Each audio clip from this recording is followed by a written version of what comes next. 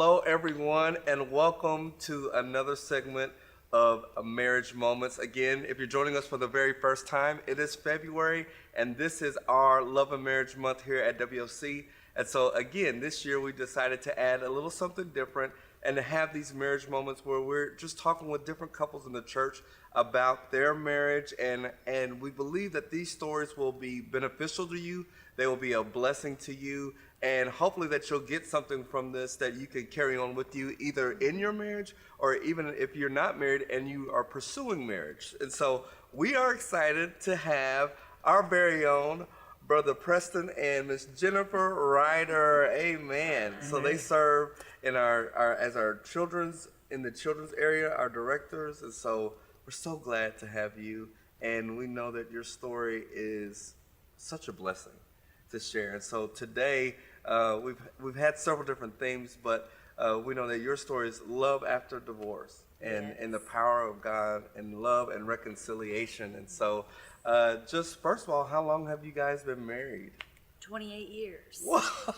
Yes, 28 years. Yes. 28 years. Mm-hmm. That in and of itself is a testimony, because most marriages nowadays, they don't make it 28 seconds. Yeah. Right. Like the Kardashians or something. Sorry. That's true. But yeah. So tell me a little bit about like how you guys met and everything. You want to tell? We met at a youth camp. I was a rec assistant for a church that I attended, and she was a youth counselor from another church, and we met there at camp, and that's where I introduced myself to her, and we started forming a relationship, and just kind of getting to know her a little bit better. It's just in a normal atmosphere, in a regular atmosphere, and that went on for 5 days. And It was awesome. Can I elaborate a little bit? Yeah. Go ahead. Okay, so we were at camp, and he told his friend Sean that was there, and we were at the tabernacle, and we were all getting registered, and we had our kids, and there's like 800 teenagers there. Oh. So we're at the camp, and he looks over at his buddy Sean, and Preston sees me from across the tabernacle, and he looks at Sean and he says, "I'm going to marry her." now I was kidding, He was kidding. because she looked like a very young Nicole Kidman with the curly hair and everything. Yes. And I said, Come on, Miss Jennifer. Yes. pretty. And I said, "Oh, I'm gonna marry her." Oh my and gosh. Just kidding. Just as just look. Come on, power of your words. gotta be careful. I need to watch what I I'm say. telling you. And so then while we were at camp, the way that we met was hilarious. This little boy comes, I'm sitting with all my girls, and all week I'd been telling them, "Hey, you guys, we're here to chase Jesus, not boys." That's what I've been telling my girls all week. So they were like, okay. And so anyway, we're in the tabernacle, and this little boy comes up to me, and he's like probably 12. And he comes up to me and he hands me this note. And it's folded like a house. You know how they fold notes on a piece of paper, it's folded like a house. And so he hands me this note, and it's a poem. And Preston told me, and I still have it, it's in a frame in our room, 28 years, I still have it. And so he's got this poem, but the boys were like, "Can we write it? Now, if we can write this poem, and then Preston told them, he said, "Yeah, you can, as long as it's good, but I got to proof it first before I sign it." Yeah. And so it was the cutest poem. Oh, It was wow. hilarious. It was like a roses are red type. Right. Yeah. I had 20 boys in that room working together To compose a good note to give to her. Yeah. And so they were from two different churches, and they Right, were just right. working, and they spent like 4 hours doing What? that. Yeah. So funny. They were so invested. Yeah, because they wanted to give that letter to her. Yeah. From me. Right. And I said, if it's good enough, I'll sign it. Yeah. Yes. Yeah. So this little boy, he brings it to me. And I open it, and all my girls have it around. They're like, "Okay, let's read." So we're reading this, and they're all giggling. And then here comes Preston walking up, and he's like, "Hi, I'm Preston." But he signed that. I was like, So that's how it all happened. Wow, Yeah. that is so funny. It's interesting. So even then, you guys were involved in ministry Yeah. with youth and Yeah. everything, and that's amazing. I think in 28 years, you guys have traveled on the mission field. You pastored. You've done it all, and so even when you guys, after meeting that first time, taking that step, how was that? Especially knowing that you, as you had stated, coming out of divorce, and what was that like about pursuing marriage now? Wow. Well, he was too good in my mind. I thought, oh, it's too good to be true. Because when you've been through a lot of heartache and abuse and hurt and divorce and things like that, you're like, oh, it's too good to be true. But he was just the nicest. I mean, the approach was very more like friends, and Yeah. so we were friends and dated. Well, for me, in the week that we spent kind of getting to know each other, I found out she had went through a divorce, and for me, I come from a very denominational background, and it was taboo. It was bad Really? to be involved with a divorced woman if you've never been married. It was looked down upon, and so Really? I had to take a whole approach. Okay, do I continue to pursue this? Is this God? Is this scriptural? Is this biblical? And I had to take all that into account. Yeah. And so I didn't have any, this is, get away from a run or anything like that. Right. And so my whole approach was from a standpoint of, let me get to know you. Yeah. Let's be friends first before we do anything else that's romantic. Right. And so that was my whole approach from the get-go, is let her know me and let me know her, and then we'll see where we go. Right. If nothing else, I obtain a good friend out of it. Exactly. Yeah. And That's so so that good. was where we approached that. Yeah. It was great, and he never was, aggressive, like trying to hold hands and trying to, like as soon as we met each other. He was very polite, Yeah. and always. He even told me on the first date because he could tell I was nervous. Do you remember that? She was sitting as close to the door to get out. I had a Just in case. she was like all the way over, and I had a real nice truck, and we pulled up, and I said, "Look," I said, "Here, You said just relax. You need to just relax." I said, "I want somebody to be my friend first, and I said I will ask you if I can hold your hand first, and then I will ask you if I can kiss you." I said I'm taking it slow. Absolutely. I want to find somebody that I have things in common with first. Yeah. And so I think it made her feel at ease, and Yes. it made me feel at ease. So Yeah. there was no pressure. when is this going to happen, Yeah. Right. or anything else. Yes. So we enjoyed our dating. We were best friends for 2.5 months before we ever held hands, or that was just wonderful getting to know him. Right.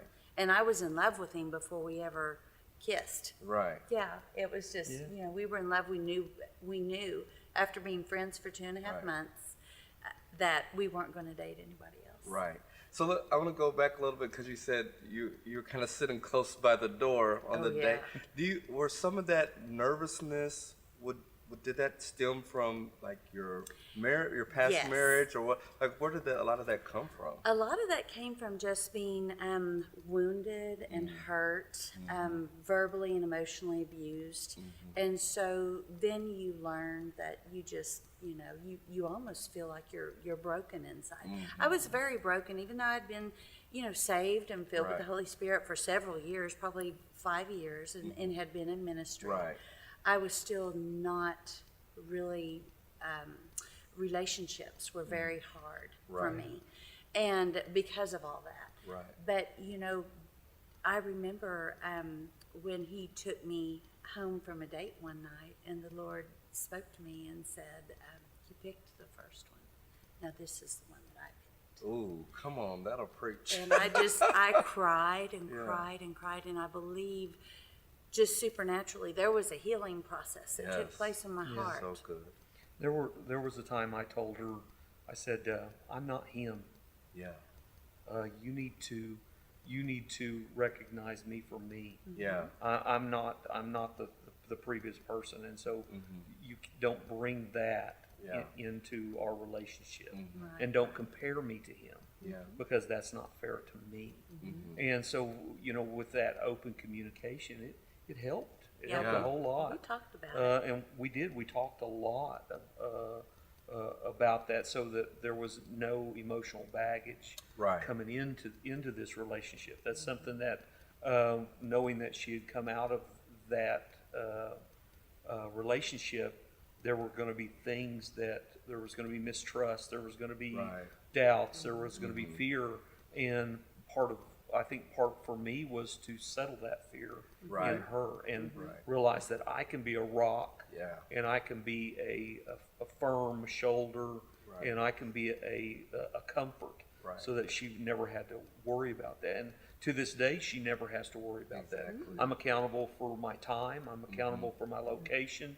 I'm accountable for all of that, because I always want to be that for her. Right.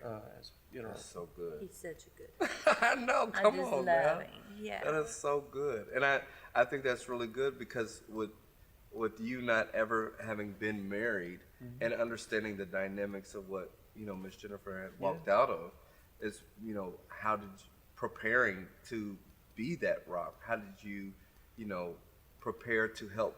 I guess lead on God to teach you, or to be understanding about certain things that typically come along with the trauma of divorce. yeah. You know. I sought counsel. I talked to my dad and to my grandfather, and they were both pastors, and so I asked the question, how do I approach this? And probably some of the best advice my grandfather gave is, he said, you have to love her as Yeah. Christ loved the church. He never holds anything against her or you Right. or anyone, and so when you love her unconditionally. Yeah. And you just hold her in those moments, and when you hold her in those moments, all the past will fade away. Come on. Exactly. That's It's good. like a bad dream. It's Yeah. like it never happened. There's truly Yes. healing and life after divorce. Yeah. It really just kind of goes away, like it doesn't even seem like it ever really happened. Yeah. Right. Like a dream. Literally. Yeah, it was so long That is ago. so good. And we have two beautiful daughters Yes. from being together for 28 years, and Absolutely. I'm happy, blessed, Yeah. very thankful. So what was some advice that you would give? I know that maybe there's many people that are watching. I mean, when it comes to divorce statistics, I think now it's like 66% of marriages Yeah. and stuff end in divorce, and we know that it's a reality, and it's not something that Right. we sweep under the rug. Right, right. And so, what advice would you give to those that are going through one, just came out of one, or has been out of a divorce, and wondering if there's hope? Yes. Can I love again? Can I be loved again? Yeah. What both of you, what are some things that you would share with those that are watching now that would help them in that area? I would say to the ladies, if you've been broken and abused, let it go. Let it go. Reach out to Jesus. Yeah. Trust your husband. Yeah. Find out your love language, find out his love language, and just know that he's not him. Yeah. Yeah. And then healing takes place. It's not something that you just get all of a sudden at the altar from somebody laying hands on you. It Come takes a on. while. Yeah. You've got to learn to trust again. Right. And you have to learn to heal and restore. And when you're with your new love, your love, the love of your life, you learn very quickly that, wow, he is faithful and trustworthy Yeah. and good to me. Yeah. Yeah. Yeah. And all of that brings healing. Yeah. You pray together, you spend time with the Lord together, and you learn that there really is life after divorce. Yeah. And I believe that, wasn't it Moses that was married 3 times? It was Moses. He was, and he had a bad temper, and so I don't know what his wives went through. But, I mean, just thinking about it, people go through things. They go through things, but there's life and there's healing. That's right. After that. So What about you, good. Dave? If I would give any advice, one of the things that I look back at is Jennifer never brought up her ex-husband while we dated. There was no comparisons. There was no, well, he did it this way and he acted this way. There wasn't and, any oh, comparison. you're acting like him. Yeah, or, oh, you yeah, just, throwing that in your face. or Yeah, anything. and she let the baggage go, and she stayed in the moment. Yeah. It was In the moment. It was about me and her, Right. and the life we were looking to create together. Was the moment. Yeah. And so that all that was left in the past. And so if I could give advice to anybody, I'd say don't bring your past into your future. That's so You can always look back at your Yeah. past as a learning curve, but never pull that up into the moment you live in, or never look at it as part of your future. And there is love after divorce. Yeah. My mom and dad ended up divorced, and my mom got remarried, and my dad got remarried, and they've found love again, and they love those people. And so you have to realize that what you're going through right now may be just a differences of ways. It may be irreconcilable or whatever, but there's life after that. There's life. Yeah. And you can find somebody that loves you and has the same likes. Find somebody that likes to do what you like to do. Yeah. I hate to shop, but I will go, and we will shop, good and she'll shopper. shop, and I'll watch people. And so I get my entertainment, and she gets her entertainment. It's true. And we find that peace. Yeah. And so there is life after divorce. And the biggest thing I would say is find somebody that can be your friend. Yeah. Right. For me, it was always about what they look like, the physical attraction, and then it always moved to the physical part of it, but there was no substance. yeah. And when I could find somebody to go on a walk with, or somebody to go out and see a movie with, or just sit and have Sit, coffee talk. and talk, Yeah. and laugh. Yeah. That's Yes. the important That's thing is huge. to laugh. Huge. Yes. Then you can find somebody that you can enjoy your time with, and it transitions for us. We went through the 3 phases with starting a family to all the activities of a family and your kids growing up, and now we're moving over into the phase where it's me and her again because Right. the kids are grown and they're gone. And I see for a lot of marriages it falls apart at that point. At that point. Because they find out I don't have anything in common with this other person because we've always had the kids between us. And so one thing that we've always fought for is that time together. Yeah. The date nights. Date the, nights are The important. hey, y'all need to go to That's your where room it's and watch a at. show. That's Me and right. Mom We're hang out. We're going to hang out in here. And yes. so we even changed furniture. We got the dual recliners. Oh, come That we on. can sit together. I had a recliner and she had a recliner, but it was in different parts of the room. Yeah. And I said, well, this is dumb. I said, there's no contact, there's no love, and so now we can sit there and hold hands and watch TV, and we're nurturing that next part of our Absolutely. relationship Yeah. to keep it as strong as it is. That's so good. When we first met. Yeah, because 28 years doesn't come without, Yeah. that foundation of love Yeah.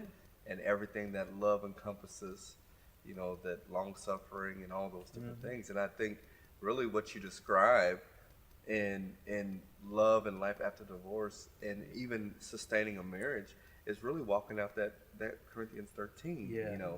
that love and Yeah. really the fruit of the Spirit. Yes. The love and the joy and the peace and Yeah. long suffering and Yes. gentleness and goodness and temperance, faithfulness to each other, but then self-control, Yes. and figuring out all those things. It's really the common thread that regardless of, the experiences that you have in a marriage, that's the sustaining part. It is. Yeah.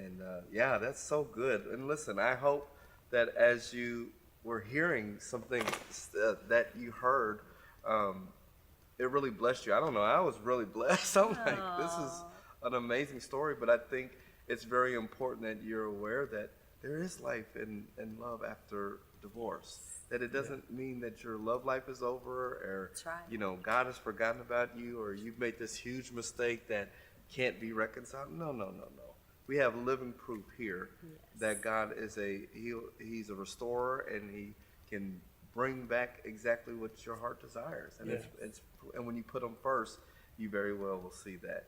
So I want to say thank you, Miss Jennifer. Thank you, Preston, for sharing with us. It's so important. But before we leave, I have a little game. Okay. I think one of the questions you might have answered as you were talking. So it's kind of like a would you rather. Okay. Like, would you rather do this or this? And it'll be really short. But Okay. here's the thing. Okay. So I'm going to say it. I'm going to ask the question. And then there's going to be like, I'm going to count to 3. So you can't answer until I get to 3. And let's Okay. see if you say the same thing. Okay? Okay. Here we go. They're all easy. Would you rather live near the mountains or the beach? 1, 2, 3. Beach. Oh, come on. I am the same I've been way. trying to talk her into it for years. Wait, you can't go too far. We got children. We have a beach here in Oklahoma. How long is that commute? No? Okay. I know. Okay. I think I know the question of this, but I'm going to ask. Would you rather have a barbecue or a broil? 1, 2, 3. Broil. Barbecue. What? Boil. A barbecue. You didn't say boil. You said broil. Oh. You just I said guess a that's boil. my fault. It would have been Okay, well, on. that was a technicality. That's a technicality. A boil. Excuse me. Oh, we would have boil. Boil. Yeah. Oh, yeah. That's why I'm not. I mean, that's why I was like, wait, you guys. Like a crawfish boil? Yes, Oh, yes. man, yeah. yeah. I said broil. You said broil. Sorry. My bad. Like in your kitchen, in the oven. Boil. I do like yes, boil, though. Yes, yes. I'm like, you guys throw the best ones. What are you talking about? Okay, and this one's funny. Would you rather shop online or in the store? 1, 2, 3. In the store. Ooh. That's- Well, with everything going on in the world right now, I like to shop online. That's your Amazon? No, Yeah. it's like, no, Yeah. please no. Oh, that's hilarious. Well, again, thank you guys for joining us. Thank you so much for sharing your story. having I think it's literally going to impact so many people that are watching this. So Praise God. thank you again for joining, and thank you all for tuning in. Have a blessed, blessed, blessed day.